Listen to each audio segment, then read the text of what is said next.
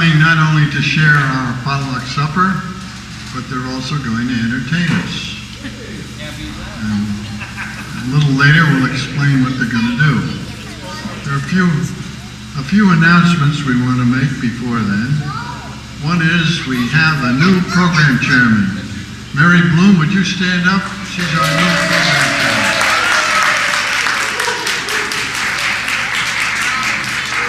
Got a lot of friends here, Mary. And let's see, Terry Cogbill. Where is she? Terry, oh, here you are, right in front of me, Terry. Terry is going to make an announcement about the preschool. They need some help, and a lot of us have had our kids go through the preschool, so we'd like to help if we can. What do you do? Videotape. How many people here are co-op alumni? Good kiss, please. One. How many have been to the Topanga Philharmonic Orchestra that they have at the Botanicum across the street? A couple of people. Oh, okay. Great.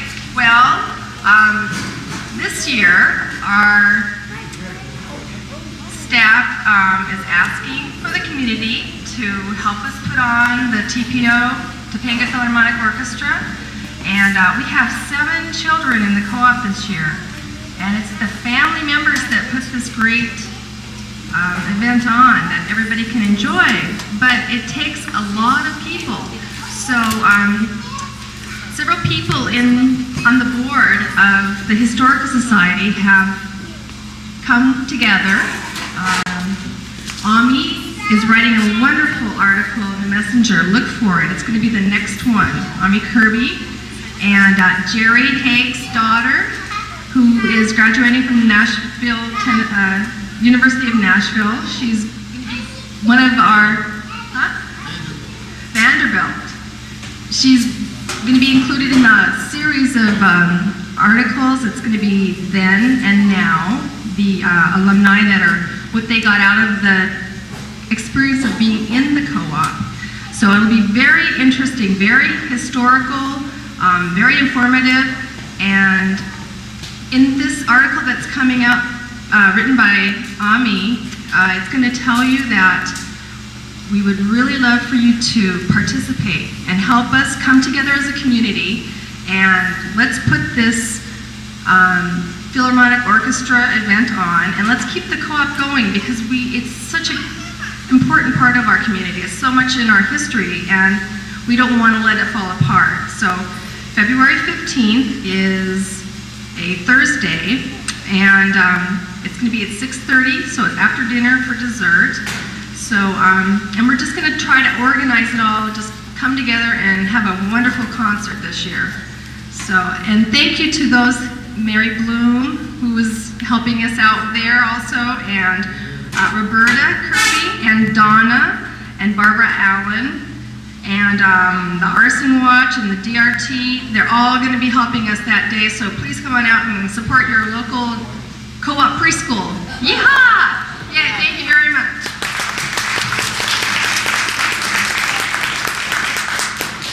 Thank you, Terry. Ami is going to open up our Topanga Historical Center at the Pine Tree Circle office. She's going to open it up to the public 2 days a week.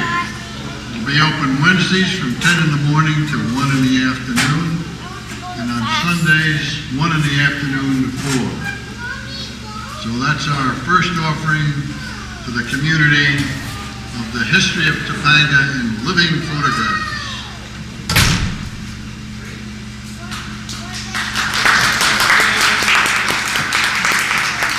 Stand up and take a bow.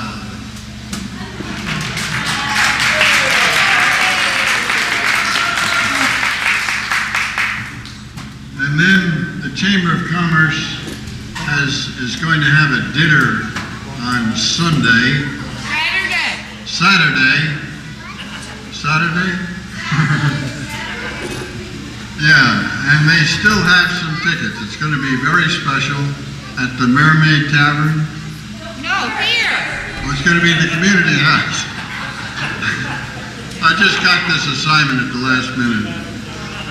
At any rate, it's going to be very special, and the food is fantastic, out of this world, and it's going to be $20 a person. There are a few spaces left. If you want to reserve, you can call tonight. And what's the number there, Lynn? 0790. Call 0790 and tell them you want to come. And they'll have the tickets ready for you at the door. Okay, now, the person who's put this program together is none other than Pearl Sloan, our mistress, master of all trades, who practically runs the Topanga Historical Society, but she's going to be in charge of the program tonight. Pearl?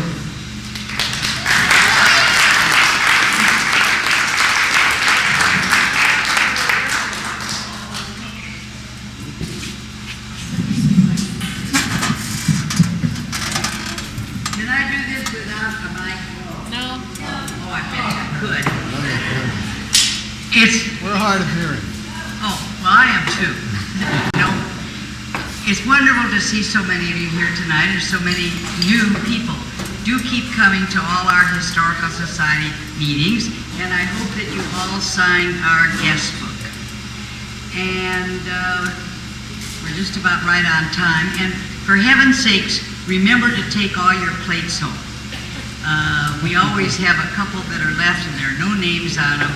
And Carol Marshburn used to be very careful about wanting to give them all away. As for me, I just keep them, you know. And if you left them, call me.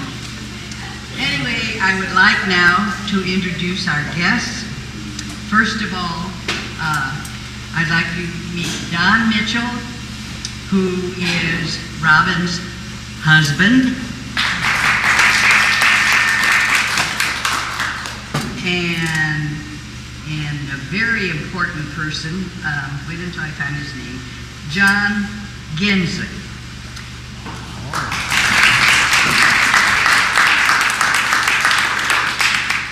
I think we should know that Mr. Gensley is 92 years old. And he still lives by himself and manages his ranch.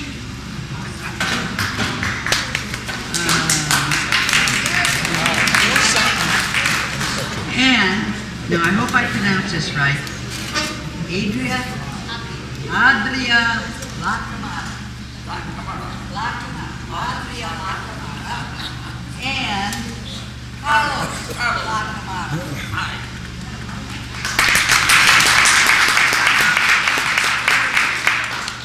And the woman with whom I've been talking and having long conversations, Robin Mitchell.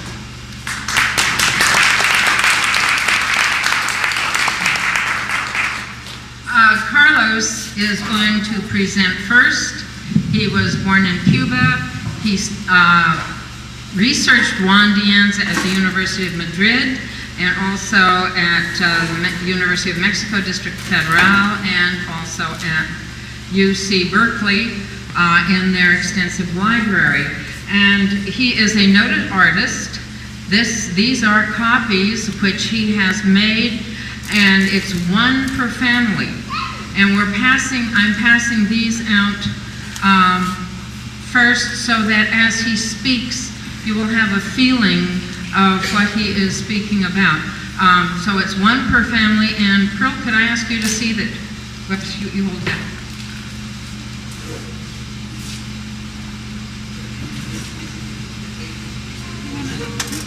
This painting is in the Calabasas City Hall, and it is 3 feet by 4 feet, and it is his. Also, he's been a commercial artist, and he does the artwork for us.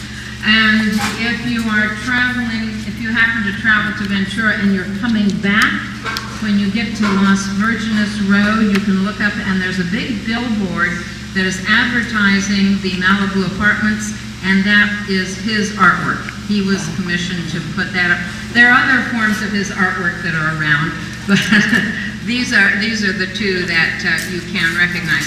So without further ado, I'm going to introduce Carlos, and he is going to talk about Juan de Anza, who camped in Calabasas with 240 people on his expedition on the 22nd of February, 1776.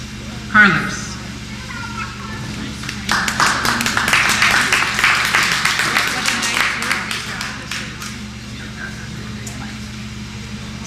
Okay. Can you see what it is? I am an easel. It is. I'm turning it into an easel. I just want to say that for the first time in my life I have felt, I have known how Juan de Anza felt when he was lost through the Devil's Highway coming in his first expedition. Because I was coming here to a place, beautiful place, and I was lost too for 20 minutes. I went down to the ocean and came back, and I said, oh my God, now I understand what Juan de Anza, how he felt. But I'm here, and I'm going to divide my conversation in two aspects. The second one will be describing the steps I took to do my painting of Juan de Anza, the place I went and what I had to look for. The first aspect of my talking will be about his two expeditions. The first one is not well known because it almost ended in disaster. The second one was the successful. The second one is the red one that you have seen. It's a pity that you are so far away and you cannot read the names there. But anyway, I will read the names for you. Let's see. Okay. Here we said that the expedition is, the first expedition is 1774 and it's in blue. And the other one is 76, which is the second expedition, October 23, March 10th. Now that is the expedition that passed by our place in Calabasas, the business creek. Now, speaking a little bit about Juan Bautista de Anza background is, we will say that he was born in Tubac, which is around here, it's around there, and in the Presidio of Tubac, his father was the captain of the place. For those who don't know, Presidio is like a fort where the soldiers get together. Okay, now his father was killed fighting the Apaches, and then he, who was a junior officer, acquired the position of captain of the Presidio. Then at that time, when his father was killed and so on, is when the colonization, I would say the settling of California started. The Viceroy of Spain was commissioning the fathers, the Franciscan fathers, as you know, to establish missions in California. But the problem with that was that there was no good communication. The supplier of the missions had to come through the ocean. It was very difficult. Half of the boats, they just collapsed, they sunk. There was not good knowledge of the oceans were not charted, and half of the sailors, they died of sickness during the trip. It was very difficult for ocean. Now, the other communication they have to supply the missions in Alta California, because this was the Baja California, and this is the Alta, they was through Loreto, which is here, and they have to go all the way length of the peninsula, which is like 1,000 miles of rocks and sand and no water. So imagine, it was almost impossible to. So Antonio Bucareli, the viceroy of Spain in Mexico, commissioned Juan de Anza, after several petitions that Juan de Anza wrote to Antonio Bucareli, telling him that he knew a route that could be found through north of Mexico to supply the missions. The route will be from Tubac directly to San Diego to link with the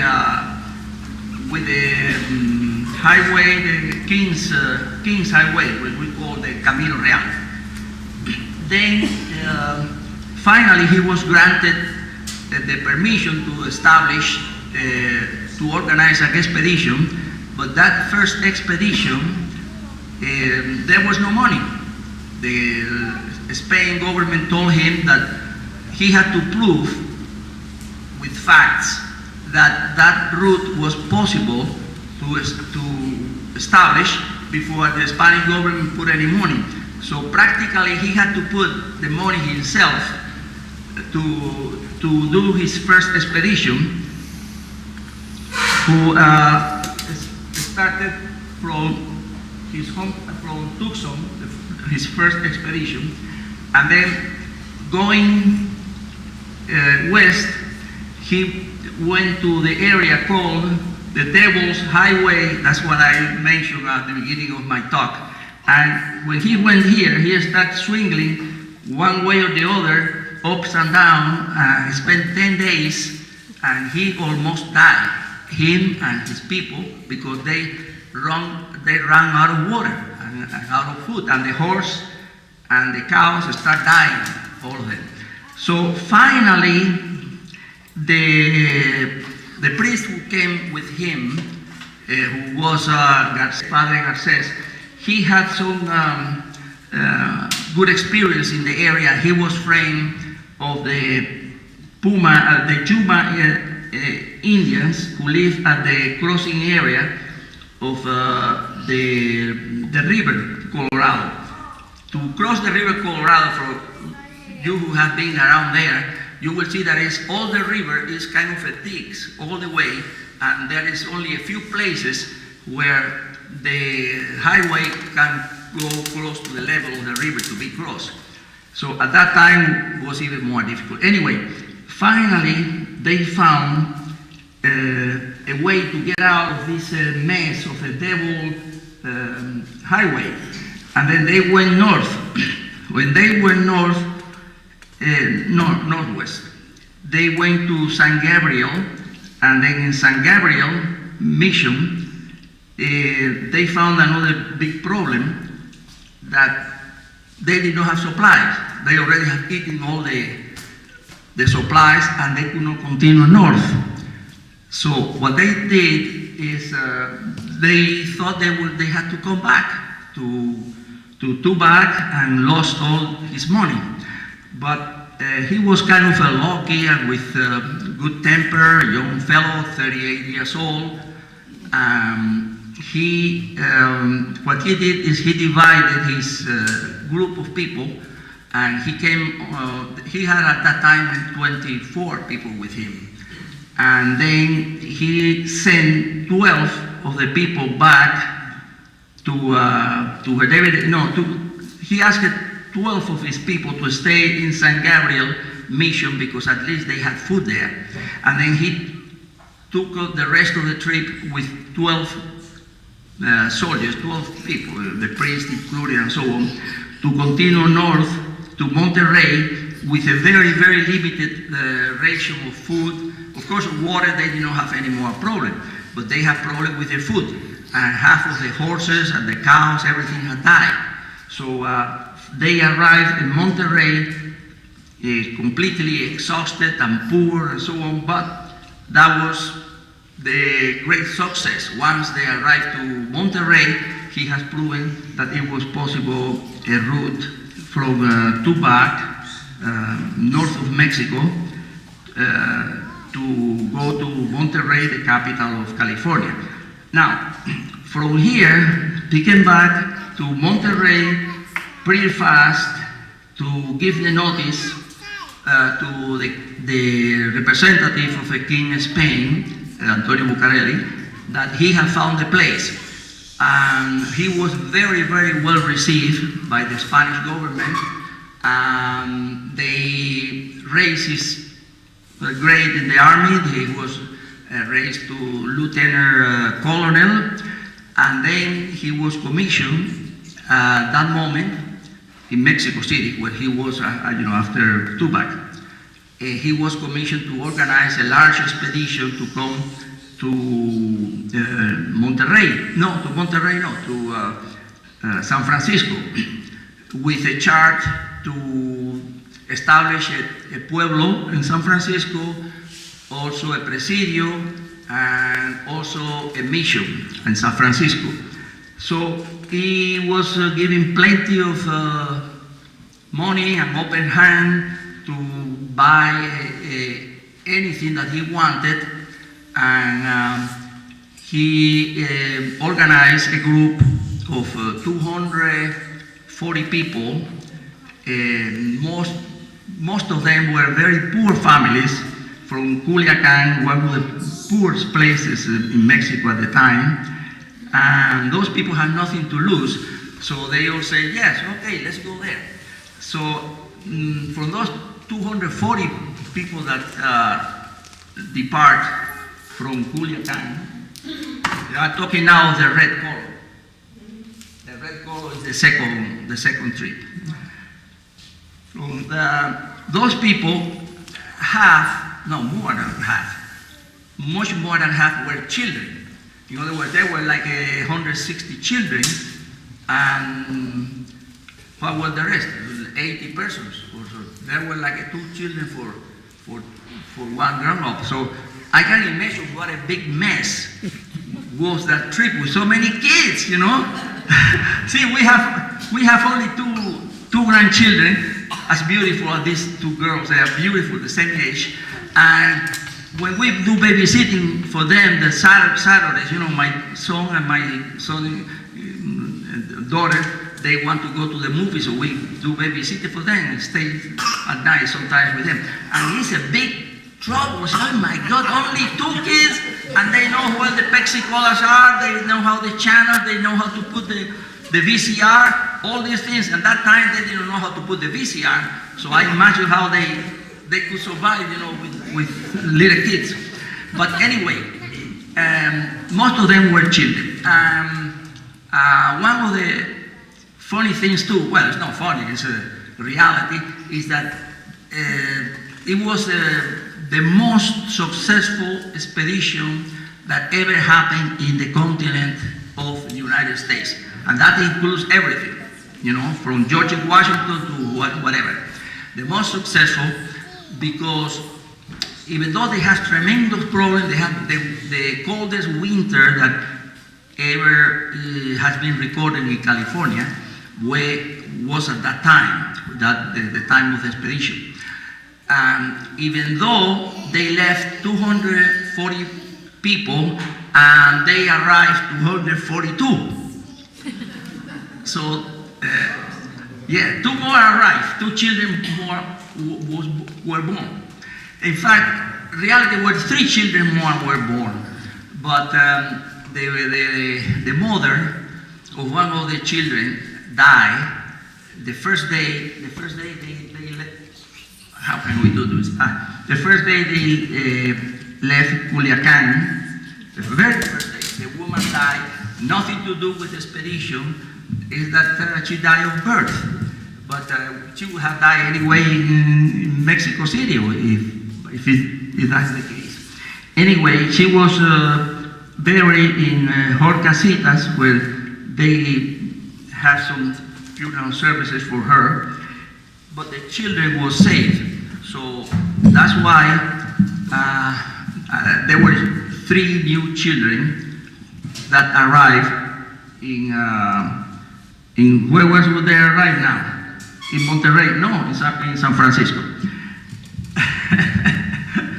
Okay, now that expedition had their own troubles too, because they, as I say, they have a lot of poor people, but with all kind of entertainment and supplies. They even have little pins for the girls for the hair. Was very well organized, and because they had a lot of cattle, they had like 400 cattle, about 500 horses and 700 mules for carrying all provisions. The idea of having 400 cows was that they will have meat, most of the time frozen meat, because all the time was winter, so the animals die of frozen rather than killing them, and they could carry them for many months, frozen meat. And they had also milk for the children. So they did not really lack any food during that expedition. Now, when they arrived here, that time they already had some experience about what happened with the Devil's Highway here, and they did not even dare to go south. This Devil's is a desert, which is only rocks and sand and rocks and sand and no water at all. Well, anyway, when they avoid the Devil's Highway, and then they cross the river with the help of the Pima Indians, which were Yuma Indians. The Yuma race, I guess the Pima was the tribe, who were friends, good buddies of Padre Garces. Padre Garces had been there before, 2 years before, and he made some connection from them, and then kind of bribed them with a little gift or so they will allow the Spanish to cross the river. Otherwise, if they say no, nobody can cross the Colorado River at all. Okay, they got the permission, and then they went to San Gabriel directly from the Colorado. When they arrived to San Gabriel Mission, he found there Teniente Rivera, who was coming down from Monterrey to San Diego, because San Diego 3 weeks before had been attacked and burned by the Indians, the natives, and they killed the father. What was the name? Jaime. The father Jaime and 2 or 3 more people, and destroy and burn the church. So the Teniente Rivera was coming south with a little group of soldiers to punish the Indians at San Diego. Then he asked Juan de Anza, please, to join him to go there to place order in San Diego. So he did it. That's why we have here these little arrows that costed him about 3 weeks, more than 3 weeks, to go down to San Diego with Rivera and put things in order, and then come back again to San Gabriel. From San Gabriel, they went west, well, northwest, and then they passed by Las Virgenes Creek. That was the 22 of February, 1776. Las Virgenes Creek happened to be where we live, right? That's our home. And now they call the place Agua Escondida. For you who know a little bit of Spanish, Escondida means hidden, right? And it's true that the agua is hidden there in Las Virgenes, because most of the time you don't see it at all. There is no water most of the time. And when you see it, it's so low, maybe from this roof to the floor is the ditch of the creek. So maybe it cost to them some time to find the water, but they did find. So they did continue. They went to San Luis Obispo, San Antonio, Mission, and Monterrey. From Monterrey, they went to San Francisco, and Juan de Anza was very sick, almost died, nearby Media Luna, in what is today Half Moon Beach, going to San Francisco. And then he sent Teniente Moragas to look for the best place around the bay to establish a mission and a presidio, and what was the other one? A pueblo. And Teniente Moraga with Father Garces found those places, and then Juan de Anza recuperated, and then joined the group and agreed with the place for the mission and the pueblo or whatever. And from there, everything was happiness. And then he returned. He stayed there maybe 2 weeks or so. And then he came back on the same route, except when he was in this area here, passing by the Devil highway. He went south for some reason, I don't know. Rather than going north from Tucson, he went south and joined Tubac. Now, when he went to Tubac again, Tubac was too small for him, you know. And now he was a big guy, and he was called to Mexico City and received a great promotion, and he lived happy there forever. Now, if I have time more, I will give you some little details about himself and some things that happened during the expedition that are not really recorded in the books because they are not important for history, but there were some characteristics of the events. For instance, Juan de Anza, as I said, was a young fellow, 38 years old, and he liked to hit the bottle, you know, pretty often. So for that, he took with him 4 kegs of brandy for his personal use and his close friends when he decided that they were their close friends. And then Father Font was a very strict father, extremely strict father.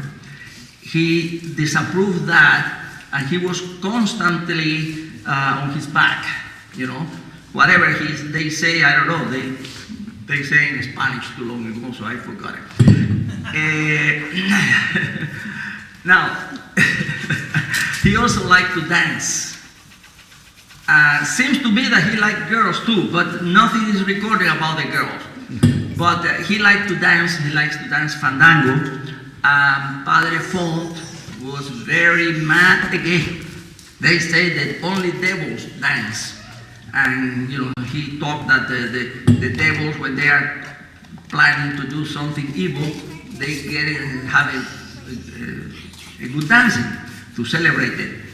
So, for that reason, Padre Font and Juan de Anza, even though both were very capable, extremely intelligent both, most of the time they did not speak one with the other.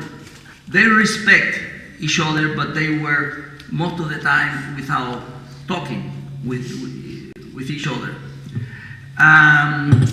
There are other details with not really so much importance. So let me see. No, it's not important, the day of the rat. One time they found a big, they were very hungry.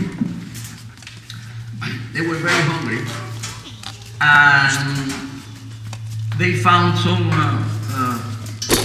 animals, like big rats. You know, they are not rats, they're like a squirrel. And they cook it. And then it was the day that it was not supposed to eat meat, because it was, I guess it was Friday or something. So those people were eating the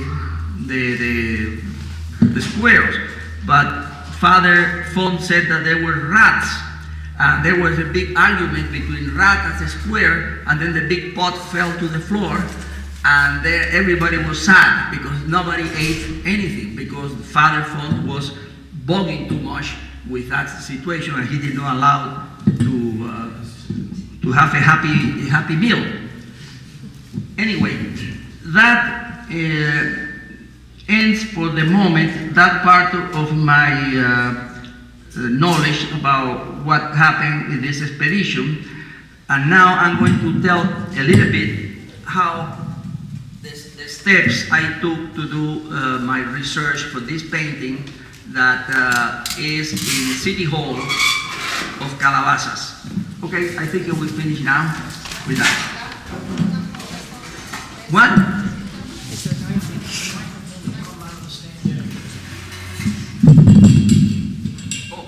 Okay, I knew. I should have known that before. No, yeah, I think we. Oh, you can show. Yes, I mean, yeah, finish the conversation. Maybe you can show them if you want. Okay, here we have a fellow hanging. Riding a horse, and he's pointing.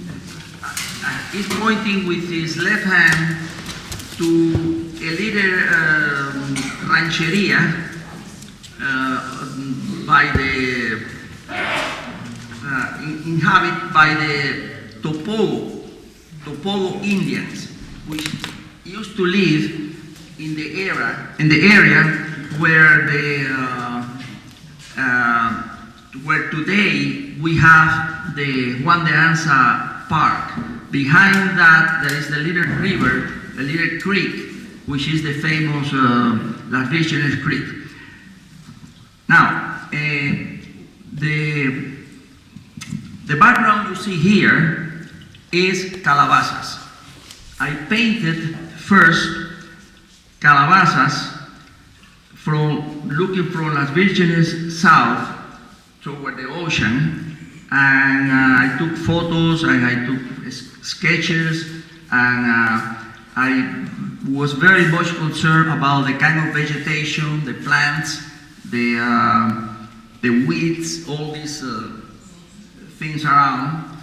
And for the uniform that he is wearing, I had a big difficulty to find the right uniform. I looked through a lot of books and reference, and I couldn't find the uniform that he really wear during the campaign. So what I did is I went to Bancroft Library, Berkeley, which is where they say they have most of the material, and that's true. Yes, I found a lot of letters in Spanish from the priests and the padres and the government, the viceroy, and so on. And then, but I did not find any painting or any drawing about the uniform that he was wearing at the time. So then, for the default or for conclusion, I make my own decision, and here is what I did.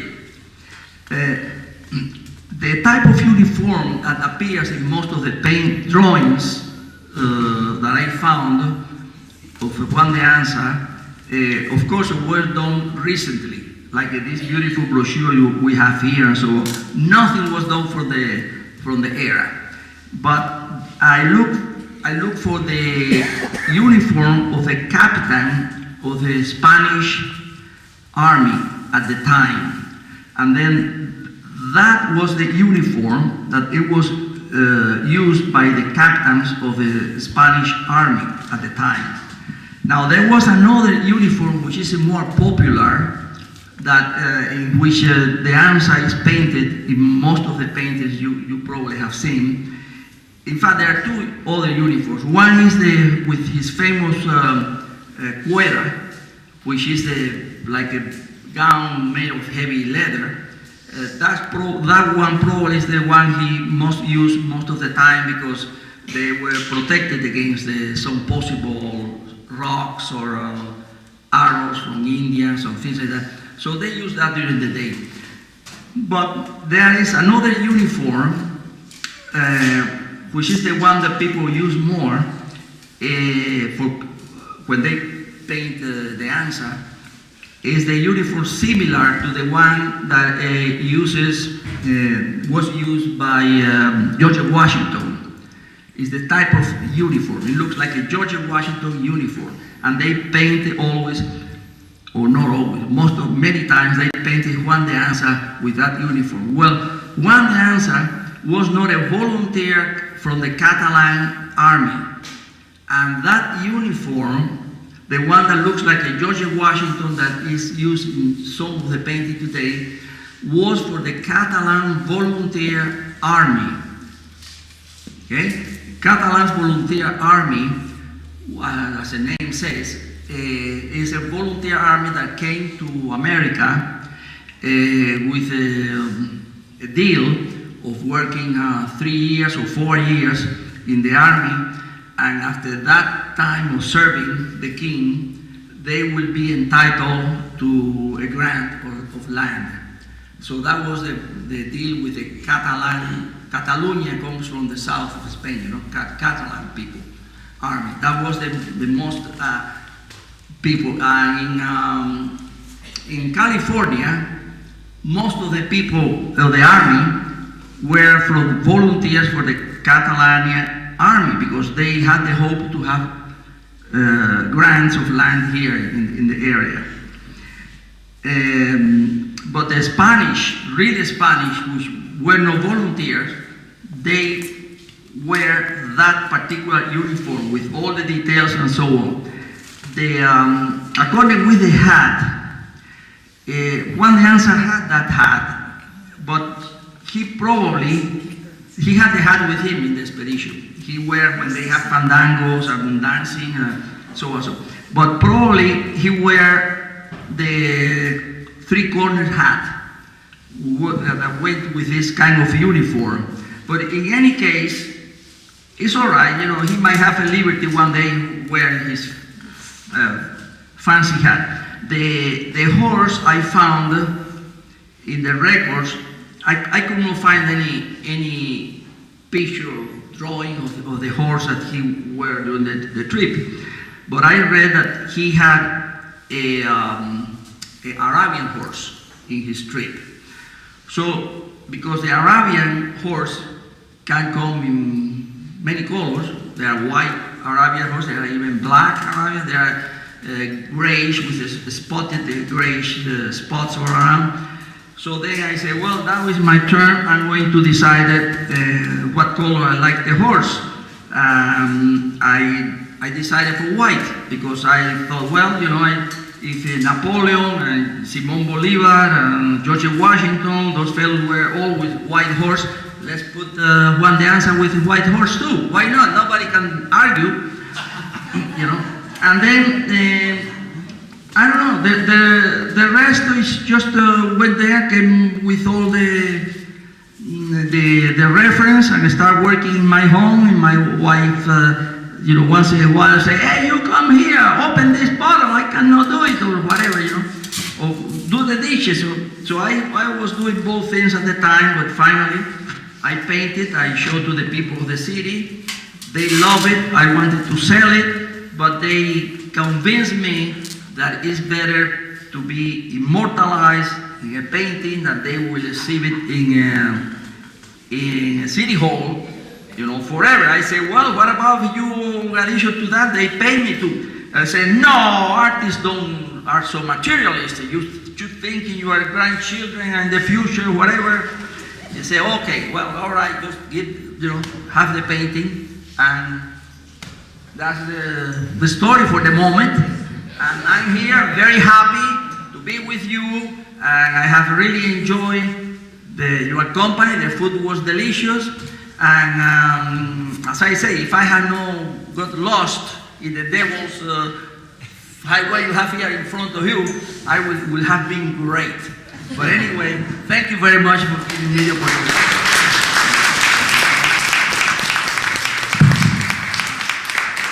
Now for the commercial. This is what Calabasas does with this information, and I have packets made out. I've divided them so if somebody could pass one out to each table, then you can pass them around. And before I start, I really, I need to have you all have one of these.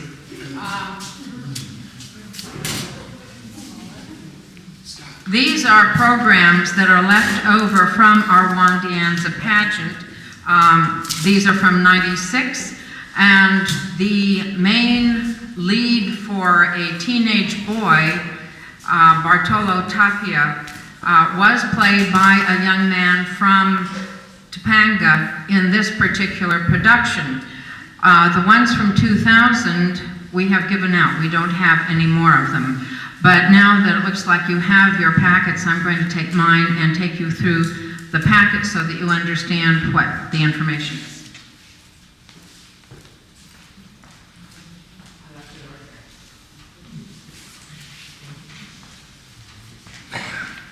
First of all, on the front page, we left out 2001 for the 29th of April, and that is when our pageant is. Below that, we say Juan Bautista, and it should be De Anza Park, and that's 3701 Lost Hills Road.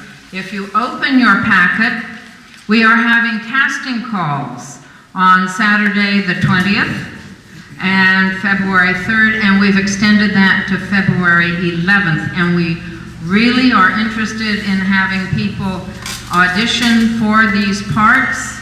And you can see what the adult speaking parts are, the teenage speaking parts, and I'm sorry that we lost some opportunities for the young children, because we do use a lot of young children in this.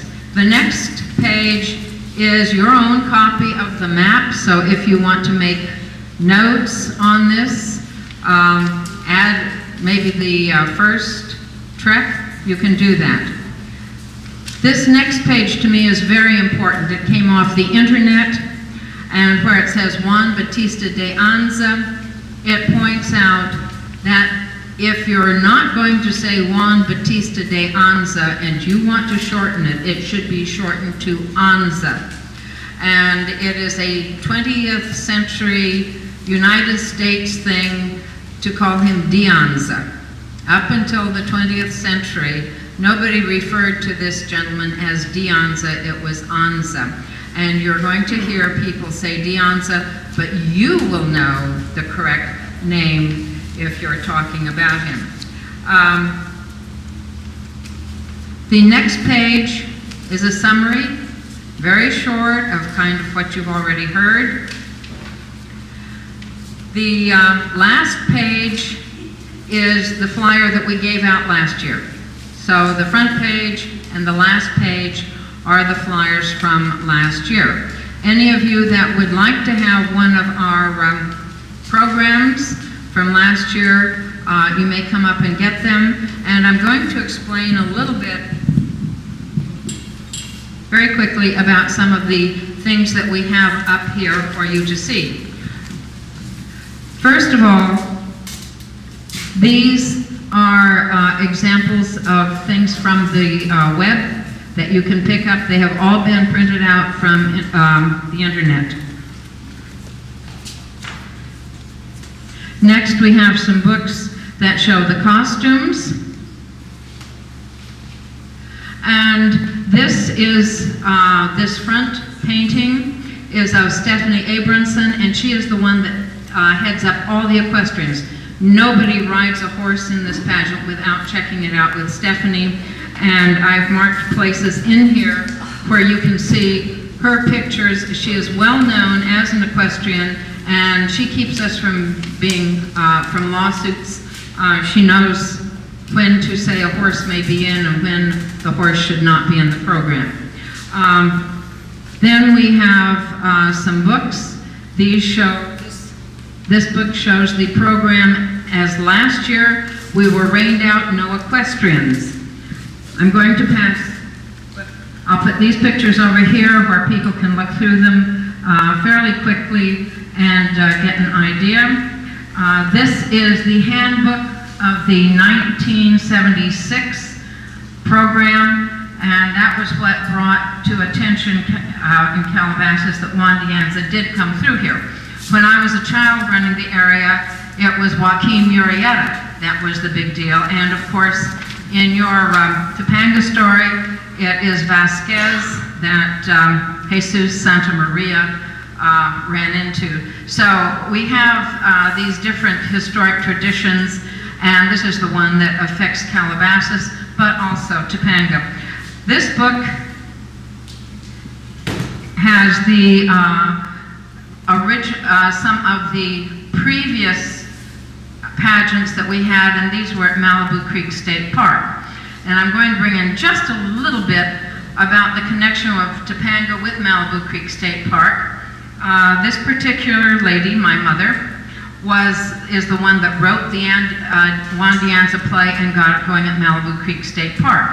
But before she was a docent there, she was a docent in Topanga Park, because there was no Malibu Creek State Park. And the original docents for Malibu Creek State Park came from Topanga, and 20th Century Fox owned what is now Malibu Creek State Park. They sold it to the state at a very high cost, and then rented it back at something like about $600 a month, and kept the public out. So the docents that lived in Calabasas but were in Topanga got a group together, they made a fuss, they got Malibu Creek State Park open and realized they had to have docents there. So the docents that became Malibu Creek State Park docents had received all of their training in Topanga.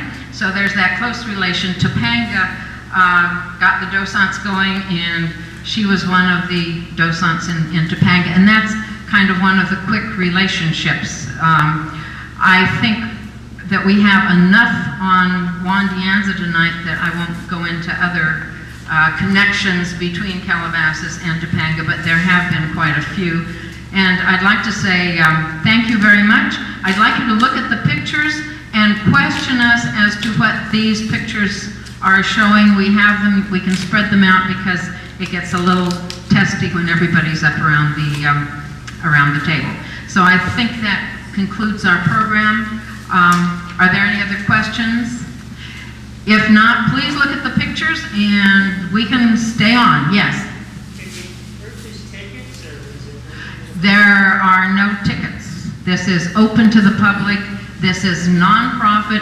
We're trying to make it. In fact, last year I told people, this is one thing you can come to without your pocketbook or without your wallet. It is a pageant, and we try to utilize everyone either as audience or as an actor, and we'd really like to have people come and audition. My phone number is on there so that you can contact me. And does that answer your question? Okay, any other questions?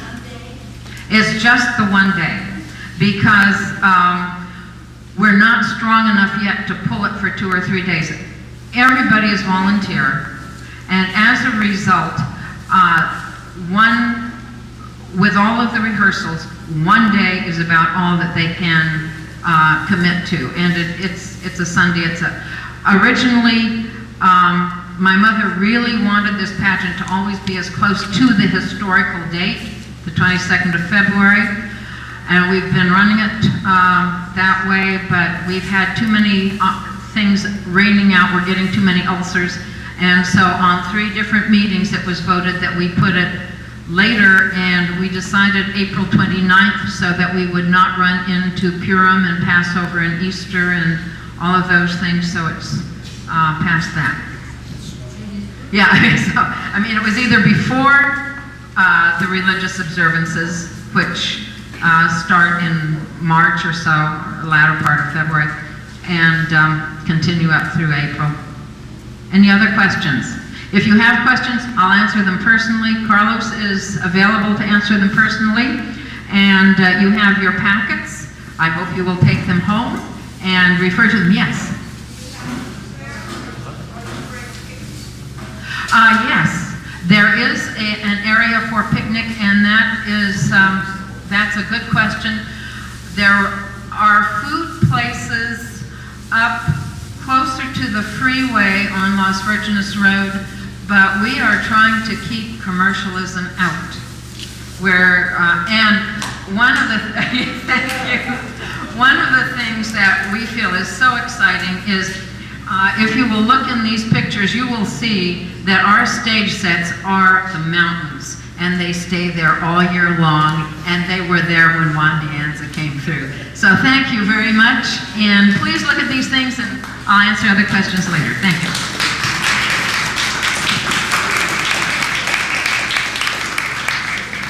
Let me just add one other thing. In addition to looking for members of the cast, we're looking for backstage help.